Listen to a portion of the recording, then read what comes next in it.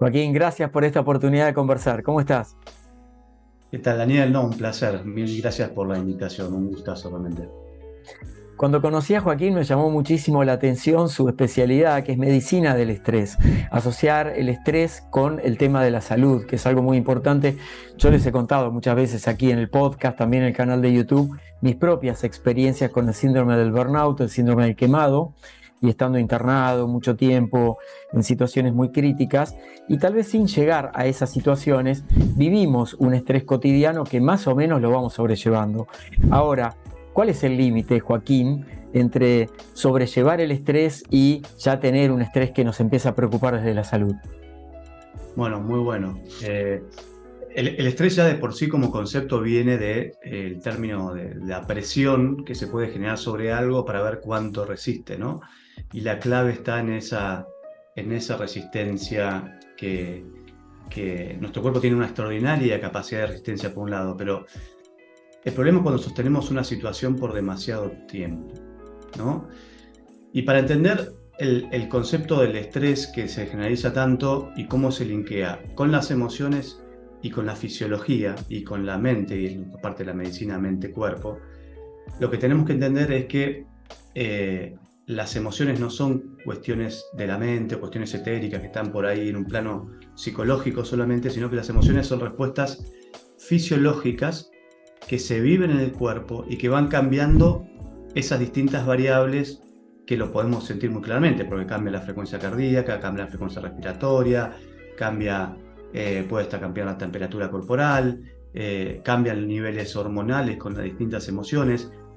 Y el problema no es tener emociones que pueden ser más o menos intensas, sino es cuando sostenemos una situación que nos está desgastando por demasiado tiempo y sobre todo cuando no habilitamos a esta otra parte, porque nuestra biología tiene toda una parte para la acción, para la lucha, para la huida, y no está mal usarla, no está mal tener estresores y cosas que nos desafían de golpe, pero el problema está cuando usamos solo esa parte y nos olvidamos de la otra parte que es muy importante, que tiene que ver con todos los mecanismos de relajación del sistema nervioso parasimpático, cómo actúa el nervio vago y cómo eso va ayudando a que nuestro cuerpo se recupere, ¿no?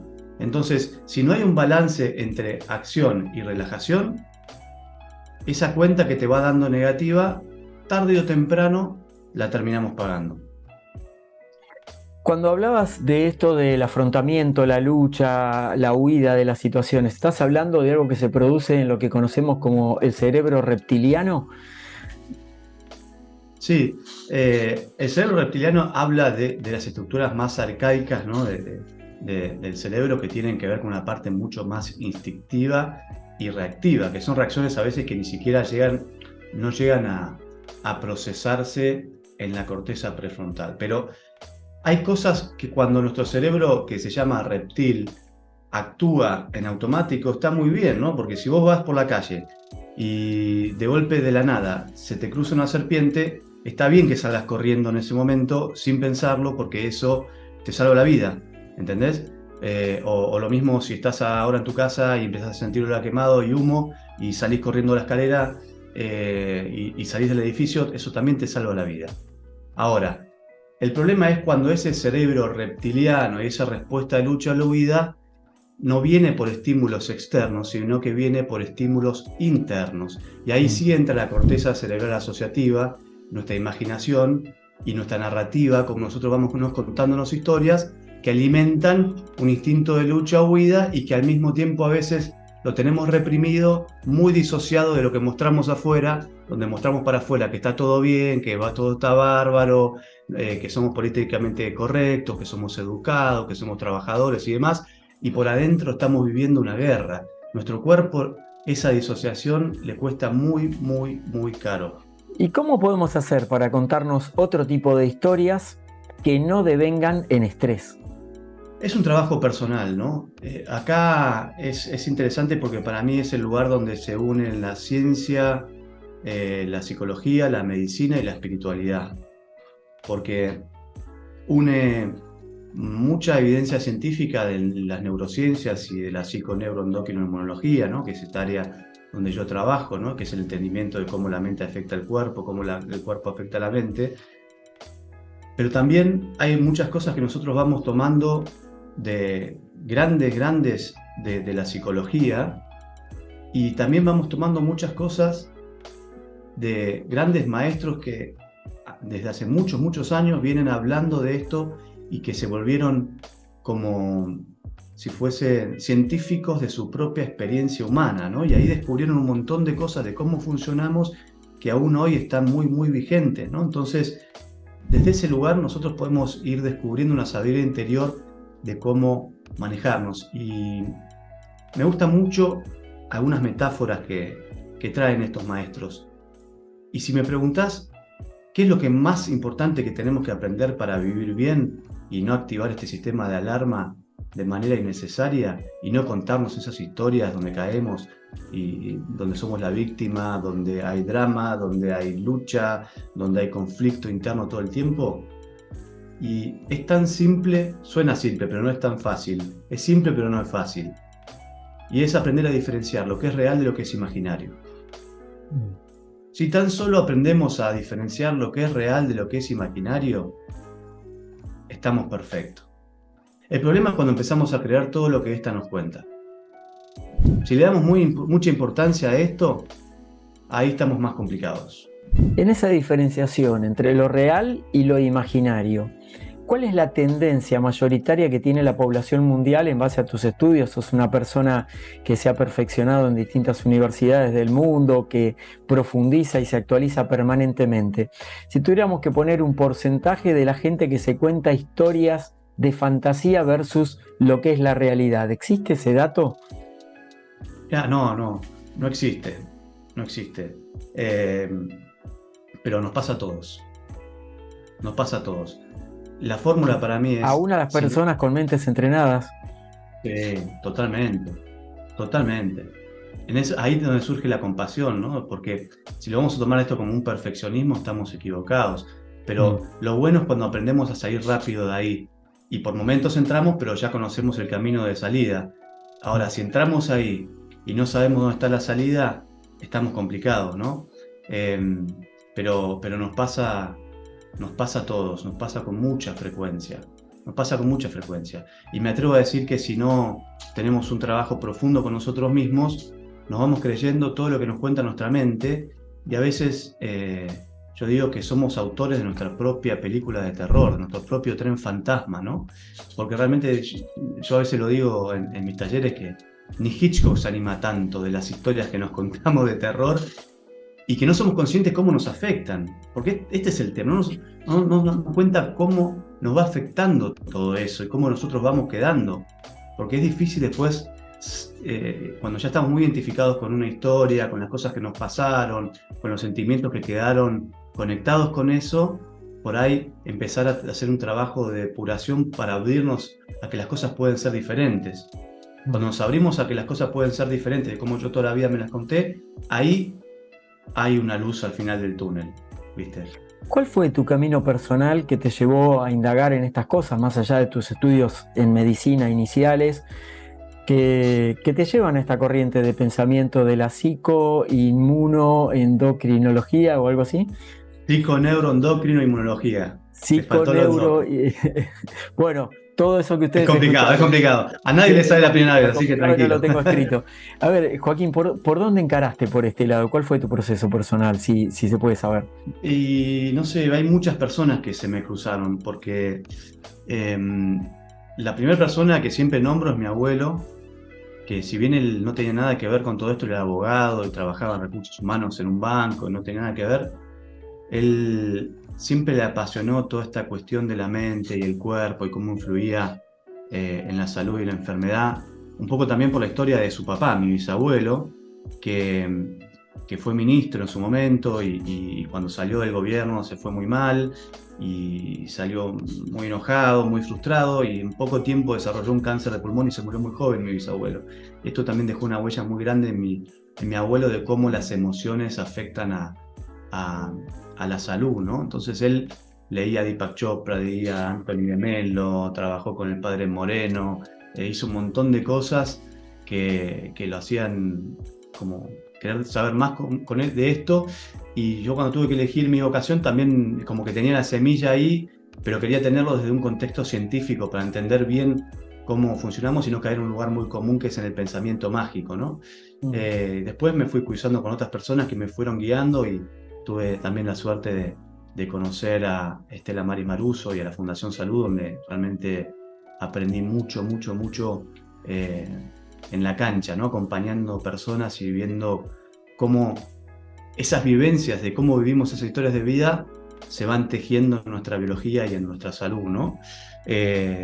Así que así fue surgiendo un poco mi vocación desde ese lugar de la familia. Joaquín, ¿y cuál es la relación del estrés desde el punto de vista de la salud con las emociones? Ya mencionaste algo, pero también con, por ejemplo, nuestro sistema inmune. Bueno, como te decía al principio, cuando hablamos de estrés, también estamos hablando de todas las emociones pueden causar estrés si no son bien vividas, ¿no? Porque cuando estamos hablando de estrés, estamos hablando de que hay una sobrecarga sobre los sistemas. Cuando las emociones son bien vividas, no se sobrepasa el límite de lo que el cuerpo puede resistir, ¿no? Es como el motor de un auto. A mí me gusta mucho la metáfora de la mecánica porque eso lo llevamos a algo más concreto. Si vos al auto tiene una buena capacidad, hay autos que vienen con una buena capacidad de resistencia, los podés acelerar, y hay autos que no tanto. Ahora, a cualquier auto, si vos lo acelerás al máximo por mucho tiempo, no hace falta ser un científico para entender que ese motor va a tener menos vida útil, ¿no? Y lo mismo sabemos que si no hacemos los service, si no entramos al taller para ver qué cosas hay que ir cambiando, también. Bueno, nuestro cuerpo funciona de la misma manera. La diferencia es que entramos en el taller todas las noches, porque todas las noches cuando dormimos entramos en un taller de reparación, donde sobre todo necesitamos tener una buena calidad del sueño para que haya un pico de melatonina y hormona de crecimiento que hay entre las 2 y las 4 de la mañana según el cronotipo de cada persona, que eso es lo que hace que nuestro sistema inmune esté más despierto, más activo, que ayuda a combatir virus, bacterias, células cancerosas y también en la reparación de muchos órganos y tejidos, porque el sistema inmunológico es como un gran reparador de todo el cuerpo. Son células que van viajando por todo el cuerpo y van reparando como pequeños obreritos. Realmente es fascinante cuando uno lo estudia en profundidad. Y este sistema inmune consume mucha energía. Entonces, de alguna manera, la sabiduría del cuerpo evolucionó de que no puede al mismo tiempo defenderse de una amenaza externa y defenderse de una amenaza interna. Entonces, cuando estamos resolviendo una amenaza externa, algo que nos estresa, que estamos con ese mecanismo de lucha o huida muy activado, el sistema inmunológico queda desactivado, queda como un estado de senescencia, y la hormona del estrés por excelencia, que es el cortisol, actúa como un gran desregulador del sistema inmunológico cuando no cumple con el mecanismo pulsátil que tiene que cumplir, ¿no? Entonces, el sistema inmunológico, sí, para redondear el concepto, es muy, muy, muy vulnerable a la sobrecarga de estrés. No un estrés agudo, sino al estrés crónico. Porque, por ejemplo, han hecho experimentos que pusieron a un grupo de noruegos en un barco elevado 20 metros arriba de un lago y lo soltaron, y lo que comprobaron es que esa experiencia provocó un pico de adrenalina y cortisol, pero sobre todo adrenalina, que se metaboliza rápido, que no se sostiene en el tiempo, porque viene la situación, se metaboliza, y que cuando estas experiencias que nos sorprenden y nos desafían se metabolizan así rápido, eso activa el sistema inmunológico. Ahora, cuando la situación de tensión se vuelve crónica y todos estos mecanismos se vuelven, por ahí no tan altos, pero sí sostenidos en el tiempo, más de lo que deberían, y sobre todo empiezan a inhibir todos estos otros mecanismos de reparación, ahí es donde empezamos a generar desregulaciones que van a afectar a a nuestra salud, ¿no? Y ahí, de esa manera, es como nuestro sistema inmunológico está involucrado. Cuando te referís a este estrés sostenido en el tiempo, ¿es lo que podríamos llamar que en algún momento nos podemos sentir quemados? ¿Nos podemos sentir quemados o no? Ujú. Porque generalmente el burnout viene más por los mecanismos mentales de exigencia y a veces por una sobrecarga mental, no tanto por una sobrecarga emocional. Ok. Porque hay distintos tipos de afrontamiento, que quiere decir, hay distintas maneras de responder frente a los desafíos de la vida. Entonces, esas distintas maneras de responder van a ir sobrecargando distintas partes de nuestra maquinaria biológica, ¿no? O sea, no es lo mismo sobrecargar al cerebro que sobrecargar el cuerpo con un resentimiento o con una preocupación constante, con mucho miedo o con mucha exigencia y muchas cosas que te van pasando donde no te haces un espacio para hacer un duelo por ahí, que es muy importante, o vas teniendo vínculos muy disfuncionales que te van desgastando mucho tiempo. Todas esas situaciones son muy diferentes y actúan también en cuerpos diferentes que tienen una genética diferente. Es decir, no necesariamente una persona para enfermar primero pasó por un burnout. A veces incluso son personas que resisten mucho y que incluso a veces pareciera que su cuerpo nunca se enferma y cuando debutan con algo fuerte, pero porque tienen un mecanismo de resistencia muy grande que los va desgastando hasta que hay un debut con algo que sobrepasa mucho lo que, lo que el cuerpo tiene la capacidad de regular, ¿no? Entonces, no necesariamente el burnout siempre va a ser como el que avise que hay algo que no está funcionando bien, no necesariamente. En esta época tan volátil, tan incierta, tan compleja, tan ambigua como la definición del mundo VICA, eh, ¿cómo nos afecta esta inestabilidad permanente que se vive prácticamente a nivel global todo el tiempo?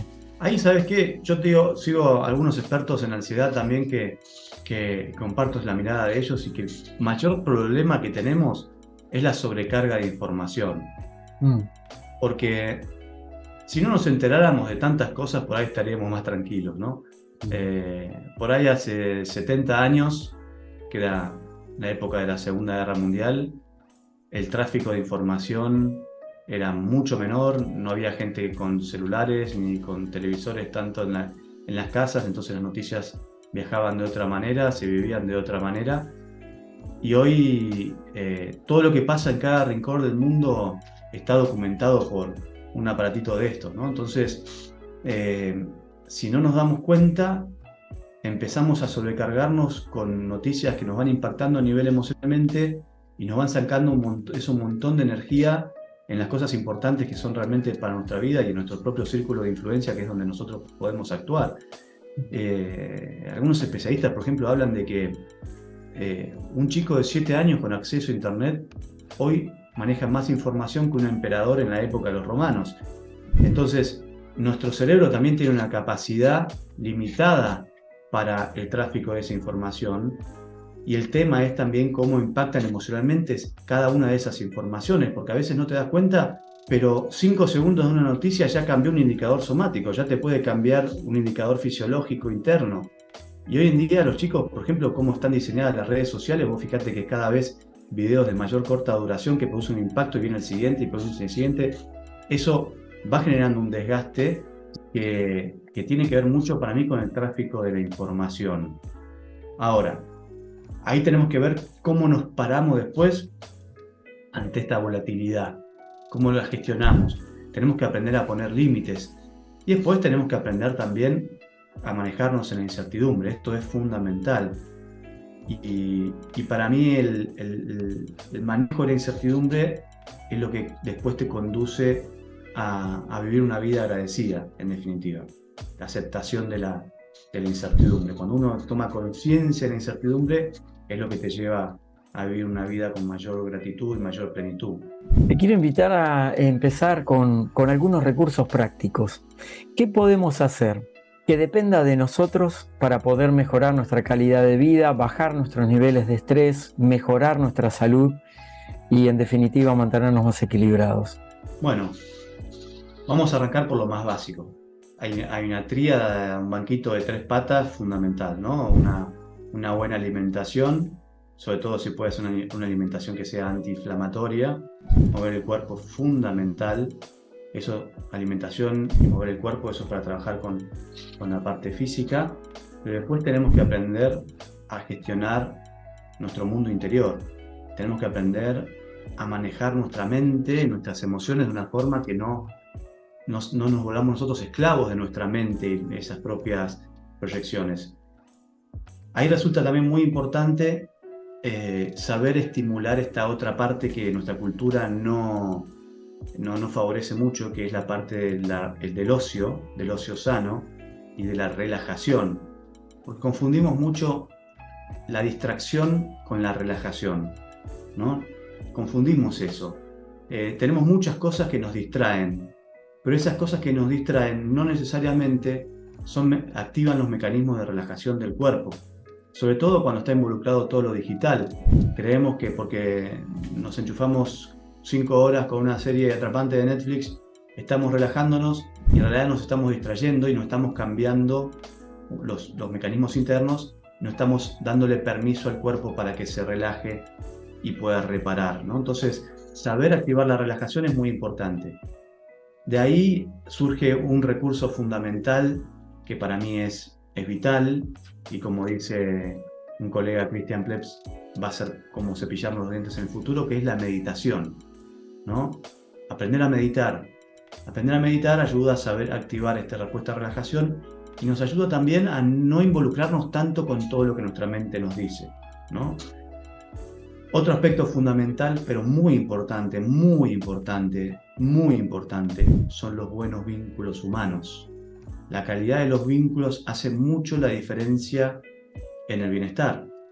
Desde esta ciencia sabemos que cuando tenemos buenos niveles de oxitocina, que es la hormona llamada la hormona del amor, porque es la que se produce cuando se da el vínculo filiatorio, la oxitocina es contrarreguladora del cortisol, que es la hormona del estrés. Es decir, que si tenemos buenos niveles de oxitocina, hay bajos niveles de cortisol.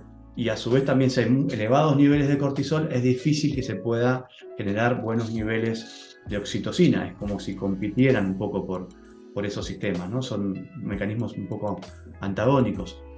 Entonces, la calidad de los vínculos es fundamental. Y hoy en el mundo está siendo un problema grande la soledad como factor de la salud, ¿no? Entonces, los buenos vínculos es fundamental. Y después, a un nivel más profundo, hacer un proceso personal. Yo creo que es muy importante. Hacer un proceso personal de conocimiento, de poder entender cómo funcionamos, dejar de vivir solamente para afuera y empezar a vivir un poco también para adentro, porque a veces buscamos afuera en cosas y no nos damos cuenta de lo que tenemos que cambiar adentro. Y a veces si no ajustamos algunas cosas y si no asumimos algunas cosas que nosotros tenemos que asumir de nuestra vida, es como que vamos repitiendo, porque no actuamos sobre el nivel de funcionamiento, ¿no? Y acá hay una metáfora que me gusta mucho y es que si una persona no se lava los dientes por 3 días, todas las personas que están a su alrededor se van a dar cuenta que no se viene lavando los dientes. Su nariz, que está a 2 centímetros de la boca, ni se entera. Y esto yo siento lo que es lo que pasa con nuestros mecanismos internos, ¿no? Por ahí si preguntamos, hay que ver si nos animamos a preguntar, pero si preguntamos a nuestro alrededor, va a haber una coincidencia en aquellas cosas que tenemos que mejorar y tenemos que cambiar. Todo el mundo lo sabe, nadie nos lo dice para que no nos ofendamos. Ahora, después hay muchos mecanismos de la mente y del ego para meter esto bajo la alfombra, negarlo y seguir jugando a que no pasa nada.